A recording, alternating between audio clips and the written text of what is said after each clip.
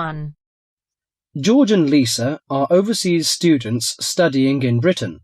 They are returning home for the summer holidays. First, you have some time to look at questions 1 to 3.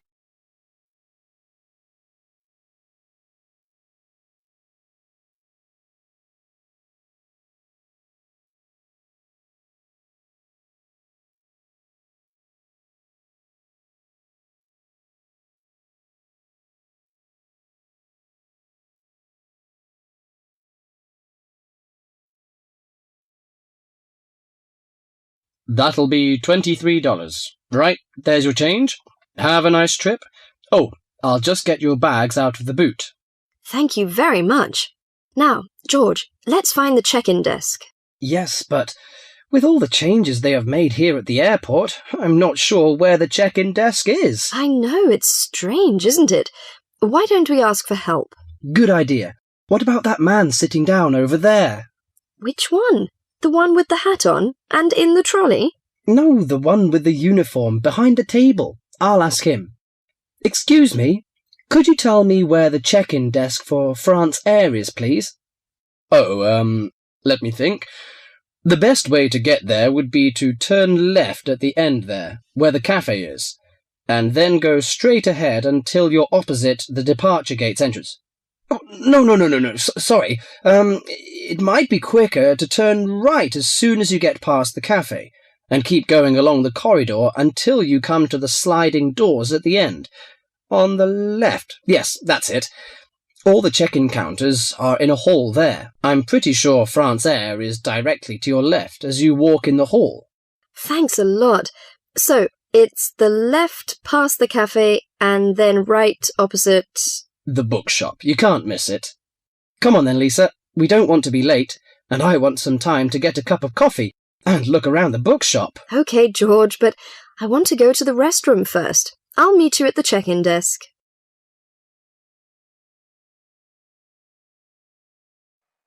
Before you hear the rest of the conversation, you have some time to look at questions 4 to 10.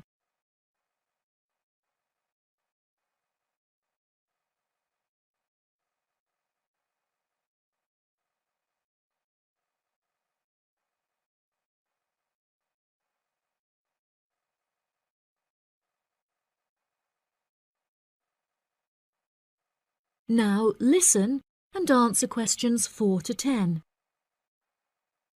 Good morning. Can I help you? Yes, I would like to check in for flight FA492. Very good. Can I have your ticket and passport, please? Oh, yes, here you are. OK, thanks. If you could just put your suitcase on the scales. Oh, I have this extra box that I want to take as well. OK, well, that's extra luggage, so I'll have to get you to fill out an excess baggage declaration certificate. It'll cost extra, I'm afraid. Let me see. $40 exactly, if the total value of your contents is under $400. Oh, well, what's the form for? It's just a form you have to fill out so that if there are any problems, we'll know where you are and how to contact you. So, if you can give me a few details, I'll key in the information. OK then, your passport says your name is Lavier. Is that right? Yes, George Lavier. George, Lavillliers.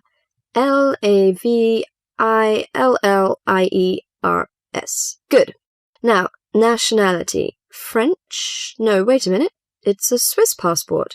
Well, yes, I live in France, but I was born in Switzerland. Swiss. Very good.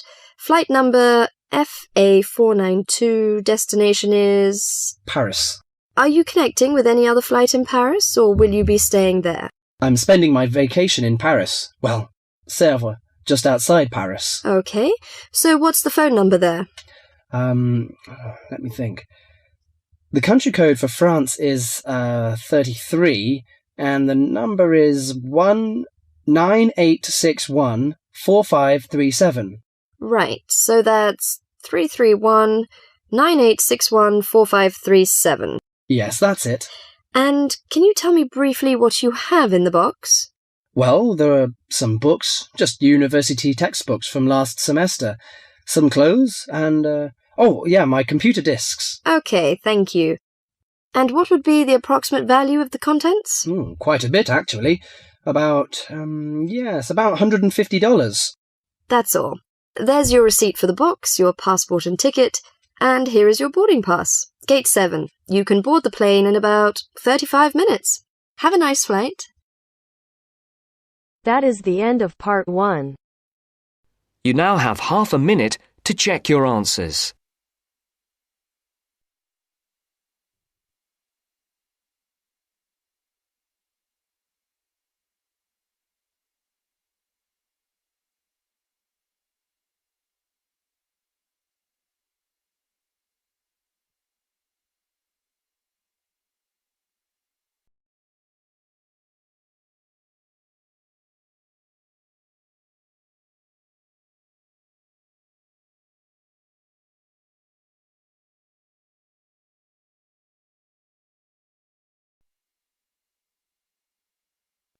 Now turns to part 2.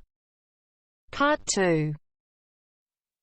You will hear 2 first-year engineering students discussing their project on devices which have been specially designed for use in developing countries.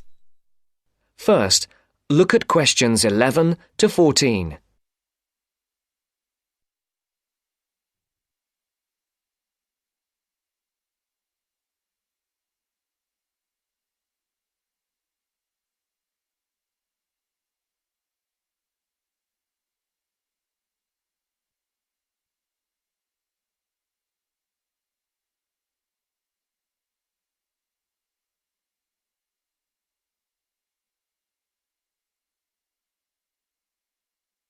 Listen carefully and decide which 4 planned developments are mentioned. Hi, Aileen. Thanks for coming. No problem.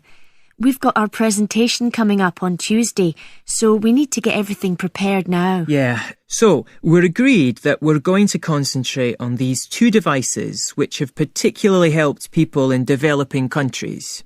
Yes, and we'll present the information in the form of a table, so it'll be really clear for non-specialists. We'll have 3 columns, using the headings we discussed in the last seminar. OK, I've got those here. I'll make notes. So let's start with the clockwork radio and how it works. We'll obviously say how it's powered, i.e. that it's wound up. Yeah, and we'll also need to explain how the energy is stored. OK, in a spring. Fine, keep it simple.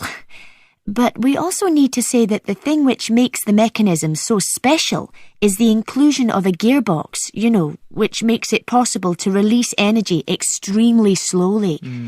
And that means that it can operate for a long time with minimal effort. OK. Now, the next section is what are its benefits? I suppose we just need to emphasise that it costs a lot less than radios which use batteries.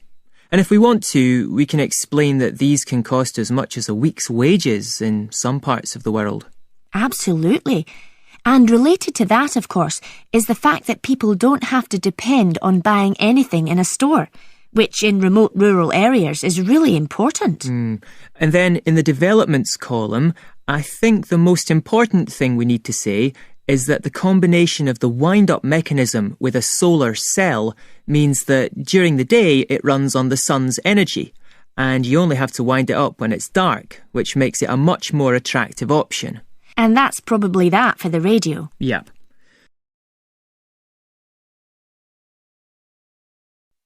Before the broadcast continues, look at questions 15 to 20.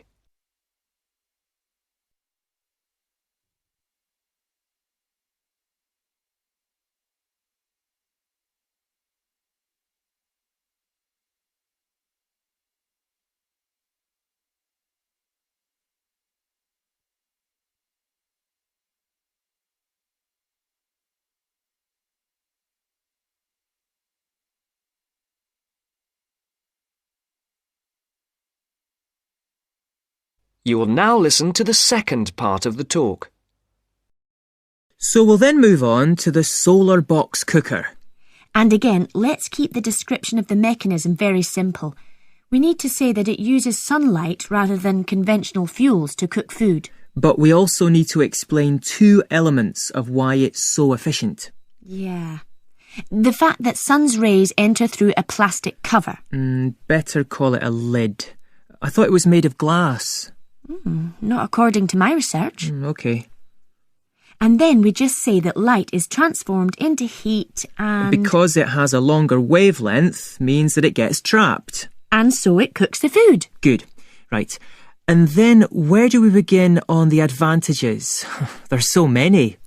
I suppose we have to begin with the fact that you no longer need to cut down trees, which brings a whole raft of other benefits in its turn. Sure. And related to that, I think we need to say that because dung is no longer needed as a fuel for cooking, it can be used as a fertiliser. Which leads to better harvests. And then there's the fact that there is absolutely no smoke. I was reading somewhere that there's a huge incidence of lung complaints, especially among women and children who have to breathe in smoke from conventional cookers. So that's another plus point. Yep. And then we need to say something about the way cookboxes have been improved. I think we can emphasise the fact that a reflector is often added at an angle to the lid to maximise the amount of light entering. Yes, good point. And also I read about the fact that the floor or base of the box is raised, which improves heat retention. Oh, and I think we should mention the fact that many of the new boxes have a sloping or inclined lid, which increases the surface area to capture the sun's rays. Yes, that's a good point to finish on, I think. So, I'll write up that table on an OHT if you like, and we're all set for our presentation. Yes, great. If there's anything else that you think we should discuss...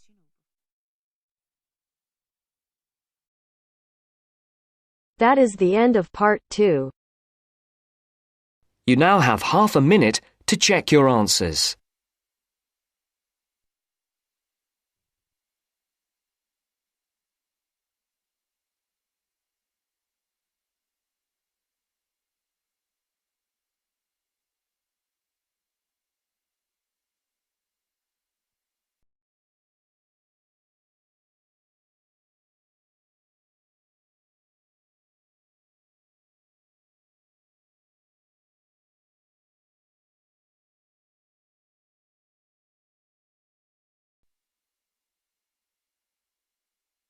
Now turns to part 3.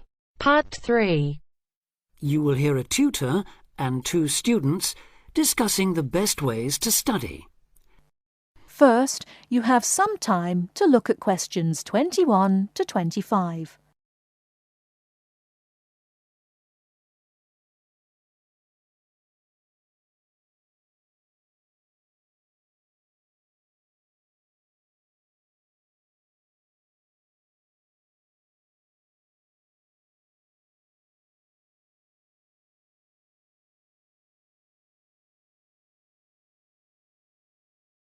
Now, listen carefully and answer questions 21 to 25.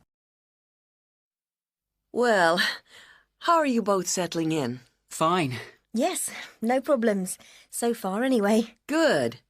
Remember that as your personal tutor, I'm here to help you if you do have any difficulties.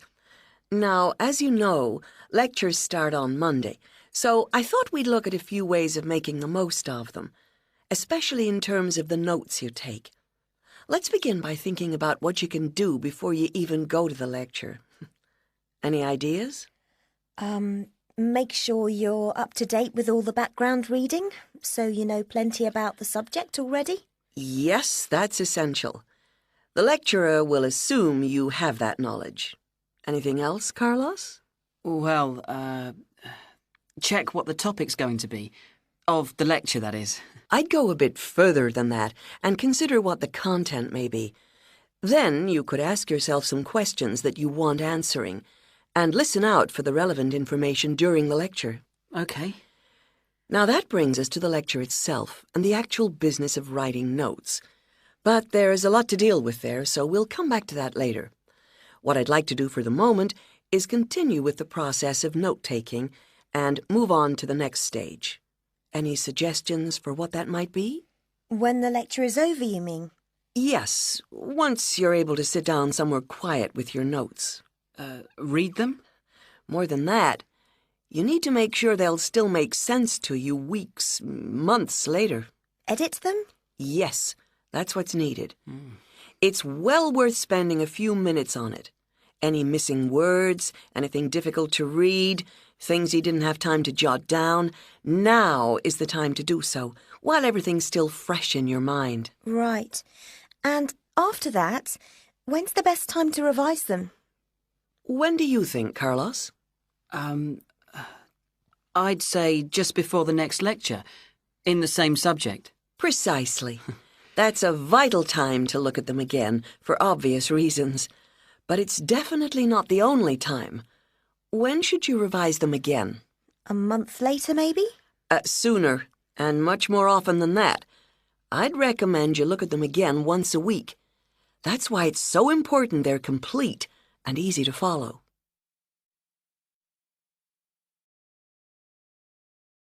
Before you hear the rest of the talk, you have some time to look at questions 26 to 30.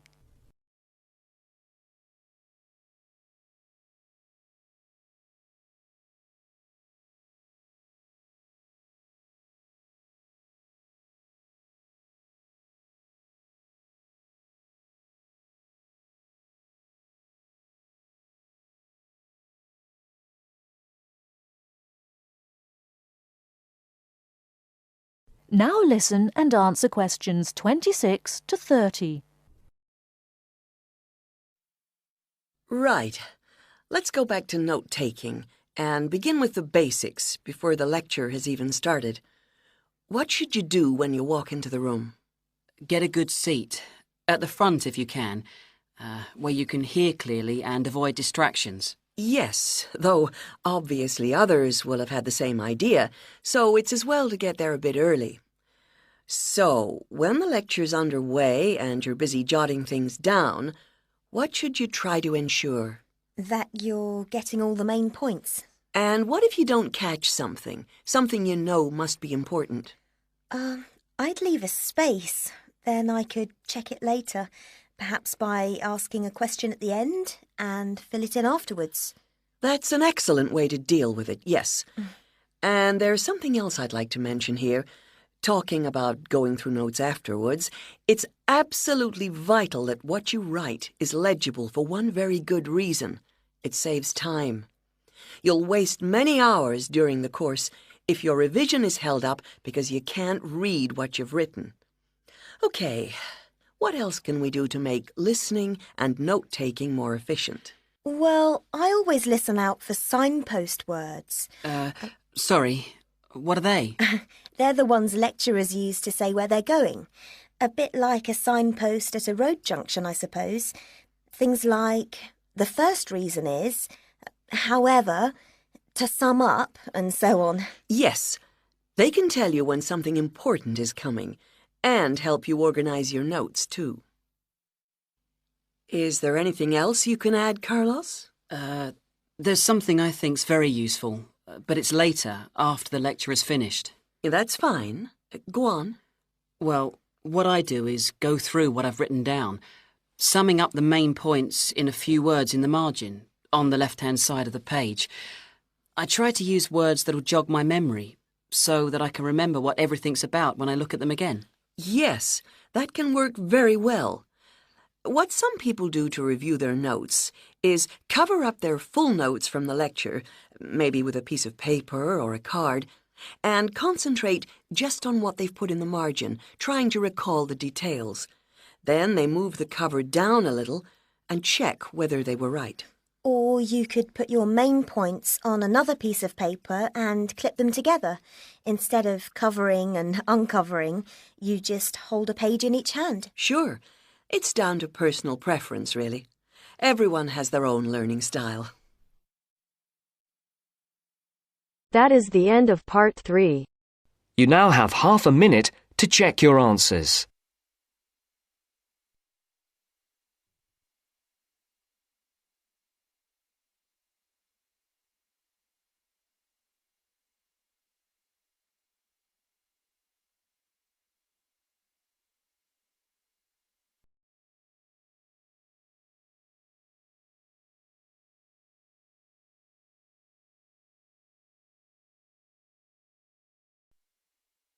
Now turns to Part 4. Part 4. You are going to hear a talk given by Jim Allen. He is going to share some of his findings of his research. Now you have some time to look at questions 31 to 40.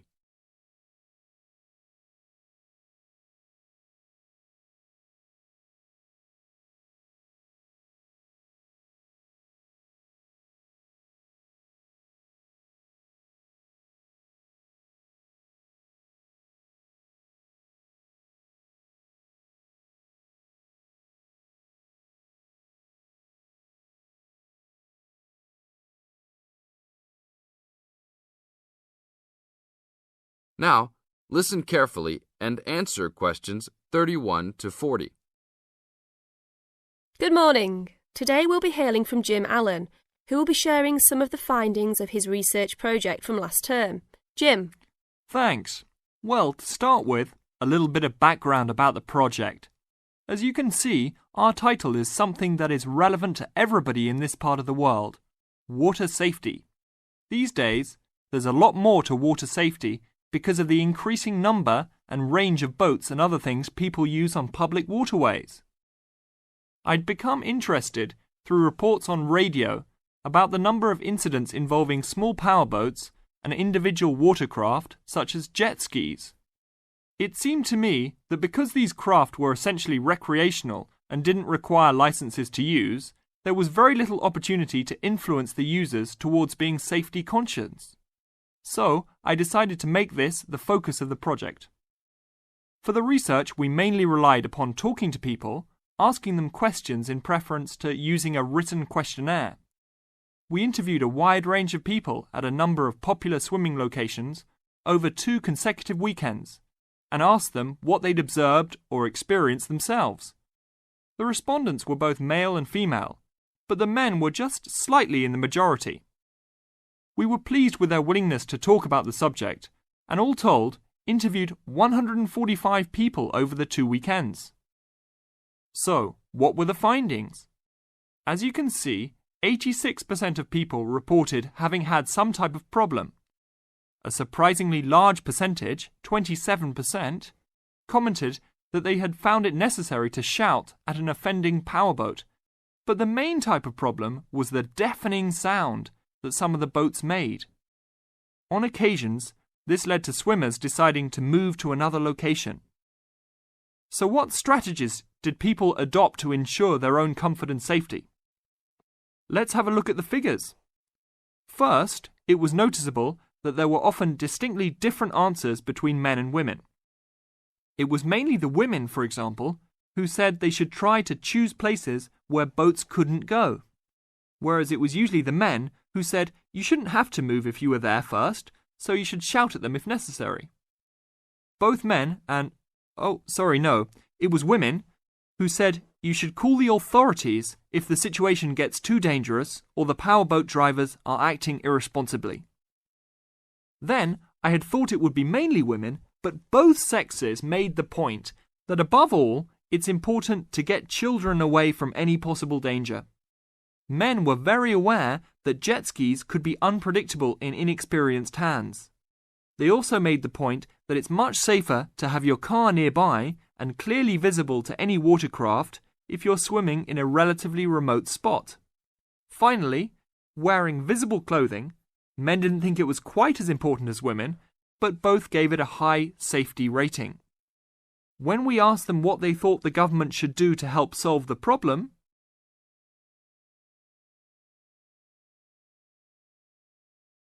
That is the end of Part 4. You now have half a minute to check your answers.